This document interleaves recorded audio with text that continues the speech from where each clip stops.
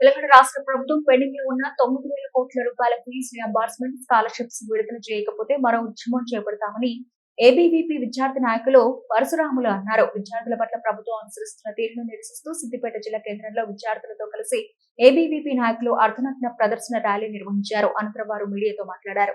సిద్దిపేట శాఖ ఆధ్వర్యంలో స్థానిక గోల్డెన్ బేకరీ చౌరస్తా నుండి అంబేద్కర్ చౌరస్తా వరకు ర్యాలీ నిర్వహించడం జరిగింది. ఎందుకనగా ఈరోజు కాంగ్రెస్ ప్రభుత్వం ఏర్పడి దాదాపు 3 సంవత్సరాలు గడుస్తున్నా కూడా విద్యార్థులకు స్కాలర్షిప్లు విడుదల చేయకపోయే పరిస్థితి ఏర్పడింది.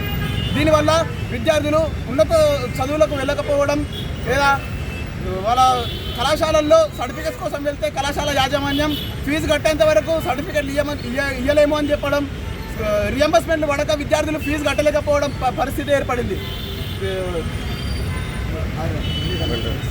అఖిల భారతీయ విద్యార్థి పరిషత్ సిద్దిపేట శాఖ ఆధ్వర్యంలో స్థానిక గోల్డెన్ బేకరీ చౌరస్తా నుండి అంబేద్కర్ చౌరస్తా దాకా అర్ధనగ్న ప్రదర్శన చేయడం జరిగింది.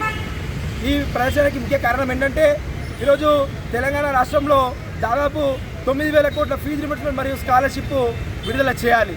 ఈ కారణంగా ఎంతోమంది విద్యార్థులు పేద మధ్యతరగతి బడుగులైన విద్యార్థులందరూ కూడా విద్యకి దూరమే పరిస్థితి ఇలా మనం చూస్తూ ఉన్నాం. ఈరోజు నిధులు నియామకాలని కొట్లాడి తెచ్చుకున్న ఈ తెలంగాణ ప్రభుత్వంలో విద్యార్థుల బాధలు ఎవరు పట్టించుకునే పరిస్థితి. ఈరోజు ఎంతోమంది విద్యార్థులు విద్యకు నష్టపోతూ ఉన్నారంటే ఈరోజు కేవలం ఈ యొక్క రాష్ట్ర ముఖ్యమంత్రి రేవంత్ రెడ్డి వల్లనే అని చెప్పేసి నేను కరాఖండిగా చెప్తా ఉన్నాను.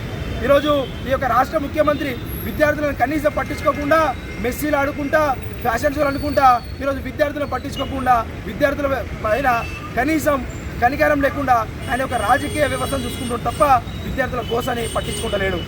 ఈ యొక్క తెలంగాణ రాష్ట్ర ప్రభుత్వంలో ఎంతోమంది విద్యార్థులు వాళ్ళ యొక్క త్యాగాల ఫలితాలతోటి తెలంగాణ రాష్ట్రం తెచ్చుకుంటే ఇవాళ వాళ్ళ కనీసం విద్యార్థులు పట్టించుకునే పరిస్థితి మనం చూస్తూ ఉన్నాం.